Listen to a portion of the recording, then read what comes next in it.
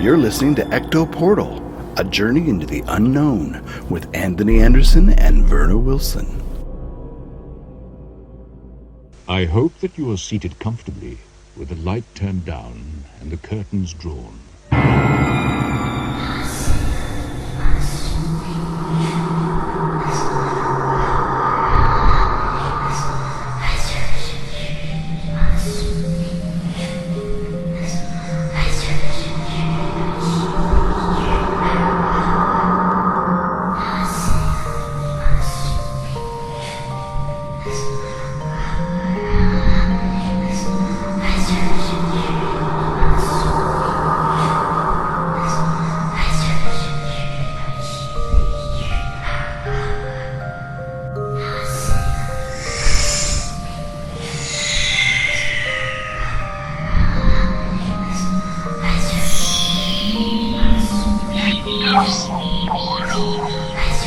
Somebody there?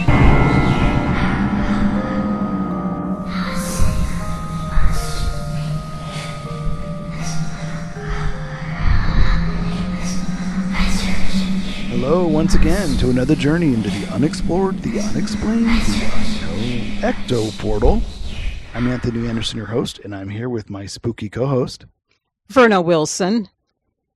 People call me spooky all my life. Well, there you go. I didn't think I'd hear. I didn't ever think I'd hear that from you. Please look at your podcast. Do you Tell listen me to about yourself? It. Really? So, what is today's story about? Or stories, I should say. It's called Ghost Stories of Brooklyn, and I'm not surprised. It's Brooklyn, you know. Yeah, Brooklyn has a lot of history. They have a lot of ghosts. history, so I'm not. But we're going to be. But anyway, we were researching different cities, and I noticed that Brooklyn had some interesting stuff to talk about. Yeah, folks, if you've been following us on TikTok, you'll know I do kind of a semi-daily, what I call a haunted drop, and I pick one story from, sometimes I'll pick one city for a week, and I'll do one story each day and give you the ghost stories and the history, and I'll relate it to you in this short little TikTok, haunted drops. So I thought, well, you know, it would be kind of nice for us to do podcast episodes that are a similar thing, where we pick a city of a state, and we do an entire show about ghost stories that are in that particular city. So we're going to start dropping those in between our other regular shows. So just to kind of elaborate and see if we can get more ghost stories. All right. So what do you say we do the paranormal news? Yeah, let's go there. Let's do it.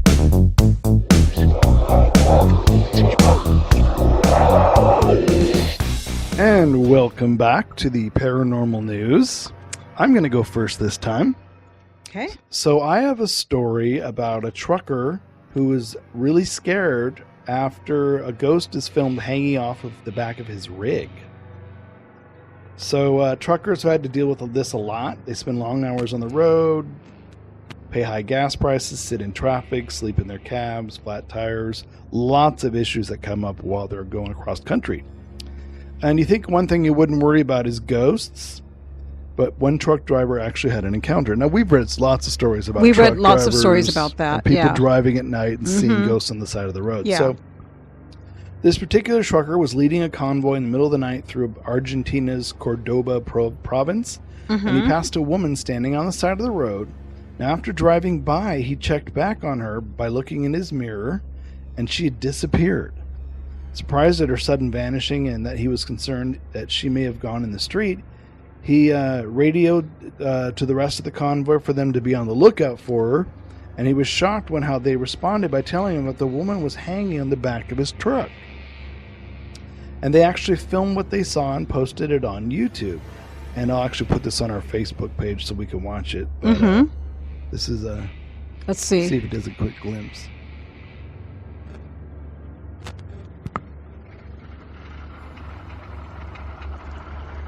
Apparently she's on the back. Oh, there she is. Oh, there she is. Oh my gosh, that's She's dressed in black. It looks like it, just hanging. wow. She's really hanging on to that thing. Yeah, she is. So that's it. It's just a short little clip. The driver didn't have much time to freak out. Moments later, the woman vanished again. Convinced that they'd seen a ghost, the other truckers behind him were so disturbed by what happened, they scrapped their plans to sleep nearby and drove instead another 80 miles to get some distance between them and the creepy incident. The spook truck driver named Jorge said, "I didn't believe in these things until it happened to me." So there you go. You never know. It's weird that it would... Most of you see them on the side of the road and they vanish, but to then show up in the back of your truck? She was hitching a ride, I guess. I guess so. And of course, somebody in real life would be stopped by the police and say, "Get off that truck." But they were watching them behind when they were filming, and she vanishes. She's weird. somebody who's She must have died on the road. died on the road. Yeah, unfortunately. Yeah, that'd be creepy though if it was behind the truck watching it. Yeah, and you ended up getting it on camera. Yeah, that's weird. Yeah. All right, what do you got? This one is from is another scientific article claiming that that there was a Mars rock that showed evidence of life, and this is what the Perseverance rover found. It found a rock on Mars that they think could show evidence that life existed, and the rock is nicknamed Chayava Falls, and it's after a waterfall in the Grand Canyon. And it has chemical markings that could be the trace of life forms that existed when water ran freely through the area long ago, according to a news release from NASA's Jet Propulsion Laboratory. So they said more than any of the other rocks that they've collected so far on Perseverance, this is a rock that may carry information on one of the key goals of the whole Perseverance mission. Ken Farley, who's a Perseverance project scientist with the California Institute of Technology, told USA Today that this was there ever life on Mars in the very distant past. And the unique markings that scientists noticed on the rock's surface were a network of distinctive white veins. And when Perseverance peered closer, it also found dozens of tiny bright spots ringed with black. And the spots found on rocks on the Earth are particularly exciting to scientists because they show evidence of chemical reactions that release iron and phosphate, which can provide an energy source from microbes, which is a tiny form of life. So on Earth, these types of features in rocks are often associated with fossilized record of microbes living in the subsurface. David Flannery, a Perseverance scientist from Queens Island University of Technology, said in the news release, Perseverance found the rock, which measures more than 3 feet by 2 feet, on Sunday as it explored by, this was late July, by the way, which explored the Nerativa Vallis, if I'm mispronouncing that, sorry, a quarter-mile wide valley carved out by rushing water billions of years ago. Wow. Scientists have directed the rover to explore rocks that were shaped or changed by running water in the hopes of finding evidence of microbial life. Now, if there's rushing water, that's a sign of life, isn't it? Well, there was. Yeah, what? Yeah. So something must have happened over thousands of years So ago. a scan of the rock using a special instrument on Perseverance's arm called Sherlock picked up on organic matter. The rover then used another instrument, a precision X-ray device powered by artificial intelligence. See what we were talking about? Yeah. To examine the black rings on the rock. Still, non-biological processes could also have formed the rock's unique features. Scientists want to bring the rock back to Earth so that it can be studied in more detail to puzzle how it formed. I love looking at pictures of the rover because I love looking at the background of Mars. It's like, look at that place. What's interesting is I just read something very recently that, how they were looking for water, still looking for water on the surface, but I guess they found with sonar 5 miles down, they found what could be open running water. Yeah. So there is water 5 miles beneath the surface of Mars. Yeah.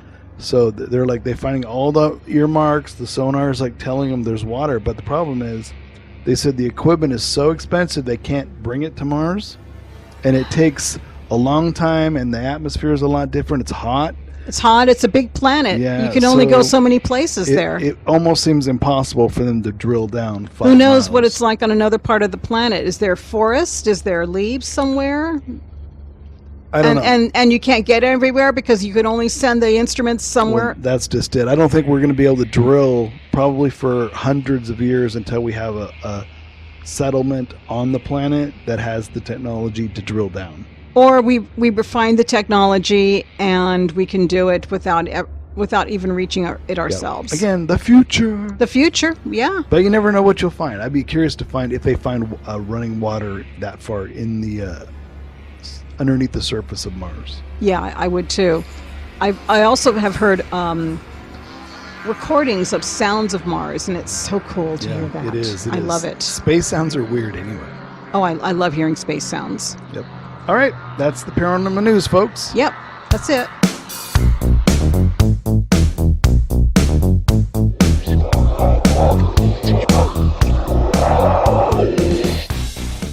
Okay, and welcome back from the paranormal news. All right, we have some spooky stories, don't we, Verna? Where are they coming from? They're coming from Brooklyn. Ooh, so Brooklyn. if you're from Brooklyn, you probably Brooklyn? already know ghost stories. There's a lot of history there, a lot of ghost stories in Brooklyn. But I'm going to start out with a cute one. You's gonna tell us stories from Brooklyn? From Brooklyn. Okay, Yeah, go ahead. and here's a cute one. Aw. And take a look. Isn't he cute? Oh, it's a dog. It's a dog, yeah. And this is a dog named Rex buried in Greenwood Cemetery in Brooklyn. And There's like a pewter statue of him laying down on his grave. yeah, and I think he was a spaniel. He's really cute. But they said that if you leave a stick at the grave of Rex, he will be a spirit guide for your dog. So if you have a dog and you're in that area, go leave a stick for Rex, because then he'll be a spirit guide for your dog. Nice. And if I ever get a dog, I may not be able to leave a stick because I don't live in that area, but If you remember. yeah. So anyway, I just thought we'd start with a really cute story. That's cool. Yeah. So anyway, there's more Brooklyn stories that we're going to be talking about. Lots and of Brooklyn ghosts. A lot of these appeared in old newspapers. Very cool. We love those, though. Yeah, and they were found in the library, and this person who went to the library, and he actually does a blog called The Ghost of Red Hook Lane. And we go to Burrows of the Dead, and you can find a lot of stories about Brooklyn, and this person does a blog about it, so it's very cool. But this one appears in the Brooklyn Daily Eagle at October 14th, 1887. And it's a really good one. It's a classic bell-ringing ghost, and he haunts a school principal and his wife in their Stuyvesant Heights home. Stuyvesant, yeah. Stuyvesant Heights home. The article describes the ghosts and goes on to say that his remaining tricks were of the ancestral castle type: hollow groans, creepy side steps on the staircase, unexpected trips from room to room by articles of furniture. Just like you would hear the Disney haunted house. Oh, Yeah, creaks Yeah. and moans and the like. Right. So anyway, he's this was in an article about that ghost. They kept hearing all that stuff in the home, and they kept seeing the furniture, make noise and all kinds of stuff. So Wow. yeah, unexpected trips from room to room by articles of furniture. So they obviously heard the furniture make a lot of noise. That's weird. It sounds like poltergeist activity. It does. So anyway, there's another one from the Brooklyn Daily Eagle from October 23rd, 1901. And it mentions that the next one is a ghost wandering around Flatbush, and he's looking for his lost hand. Oh. Yeah. And they said apparently it was the wife of a German immigrant who once inhabited a wood frame cottage at East Broadway and Nostrand Avenue. And the man, Krug, he killed her, and he buried her in the basement, where the skeleton of her hand was found, and its finger was still encircled by a wedding ring. So he killed his wife and buried her in the basement? Mm-hmm. I guess you do that in Brooklyn. Well, if you're an asshole husband, you do it. I guess in Flatbush, which probably isn't a great area anyway. No, I've heard stuff about Flatbush. I've heard that it wasn't that great. I used to live in Bushwick in Brooklyn, and it was not a nice neighborhood. I've heard, it's interesting about Flatbush. I've heard it's not a nice area. Then I've heard, they're just exaggerated. It's not that bad. You never. I think it. I've never been there. I wouldn't know. But things change over time. They're gentrified. They change. Neighborhoods change. People come and go too. Yeah. Well, they said that another one from Brooklyn is one of the most famous ghost stories is that of Melrose Hall. And this one appeared in the Brooklyn Daily Eagle in 1896. It looks like the Brooklyn Daily Eagle had a lot of ghost stories. Well, the Chronicle here in San Francisco did a lot for years, and then they stopped, which is sad. I still think they should report ghost stories, but it's interesting because they say, oh, people didn't believe in a lot of that stuff back then. I'm going, oh, yes, they did. Oh yeah, more so. More so to the point where they appeared in the newspaper. Yeah. So according to the Eagle, Melrose Hall, which was built in 1749, was the quaintest and queerest old place one could imagine, with steep roofs slanted in all directions and gables projected here and there in the oddest sort of way. It was located where Bedford Avenue is now, between Winthrop Street and Clarkson Avenue in Flatbush. The house was even creepier inside, with dark corridors, oddly shaped rooms, winding stairways, black holes, mysterious trapdoors, and other and other features. So anyway, and it also contained a secret chamber. It kind of reminds me of Winchester House in a way. Yeah, it does. Yeah. But in the early 1800s, a British colonel and a loyalist named William Axtell bought the place and moved in there with his fiancée. His fiancée was educated, graceful, and beautiful, but she was not the one Axtell loved. He was in love with her sister. Her sister's name was Alva, and he simply couldn't bear to be without her, so he did what any man would do. He built a secret chamber in his house and hid her away in there. So only one other person knew Alva was there, and it was a slave woman who took care of her and brought her food. Alva would wait all day until the colonel would slip away, then he'd visit her upstairs in the chamber. So one day when the colonel was away on an extended business trip, the slave woman died, and there was no one to bring Alva food or drink, so she starved to death in her locked chamber. Well, who's dumb enough to be a prisoner of love? Yeah, I mean, living there... How dumb do you have to be? Yeah, I mean, if you couldn't find your way out... You had to live in that room, and the maid and the slave had to bring you food to eat, and locked you in? I bet you anything he forced her there. It doesn't sound very voluntary to me. No, he probably forced her there, and he liked her, and she probably didn't. Or maybe he filled her full of stories and said, it's only temporary, I'll get you out of here, we're going to go away together, and then he couldn't figure out a way to do it, and she kept locked in this room. Well, here's another one. They said here's more to this story. They said the house was later purchased by Anna Carla Mowat, who was an actress, and she learned of the story of Alva, and she wrote about it in an 1854 memoir, The Autobiography of an Actress. She affirmed that a young girl had been purposely starved to death in that chamber, and that her ghost wandered at night around the house. And they mentioned that in modern times, there's block of apartment houses that inhabit the former site of Melrose Hall, and they don't know if any residents have ever seen or heard anything about the ghost, if she's still around. Now that you read that, yeah, it sounds to me like she was the mistress, uh-huh, and he was trying to keep her a secret, and maybe she threatened to tell on him about them, and he locked her up. And eventually she did starve to death. In other words, he wanted his mistress, but he didn't want his woman to know. So he locked this other one up, and she starved to death. That sounds more plausible than someone who willingly, I'll stay in this room. That sounds more plausible. You know That's what I mean? right. So she was in prison. Now, if you're interested here, I'm going to go ahead and promote this group, and I'd like to have them on the show one of these days. If you're interested in learning more about dark history tours and ghost tours of New York City, Burrows of the Dead actually does tours. Yeah, I almost went on one last time I was there. Yeah, and they were founded in 2013, and they have ghost tours and what they call dark tours, and you can find them in burrowsofthedead.com, and you can take a tour of parts of New York City, including Brooklyn and they go to different places in different regions of New York, and you can get the full scope. Yeah, full I think stories. there's a ghost story tour in the Lower East Side. There's one I think in Greenwich Village. I know there's one in Times Square that tours the theaters and tells you the ghost stories of Broadway. Mm-hmm.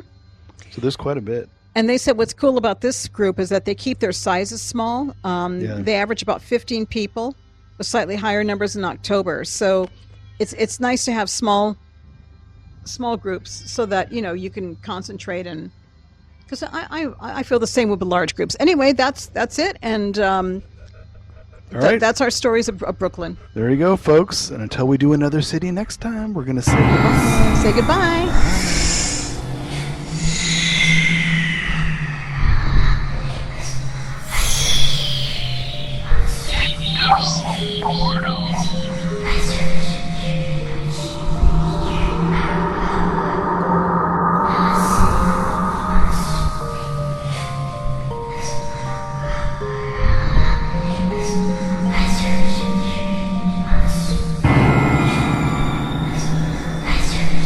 Royalty-free, copyright-free music by Kevin MacLeod and Ross Bugden. Be sure to visit us at www.ectoportal.com. Check out our archives on YouTube and head on over for new episodes to ectoportal.podbean.com.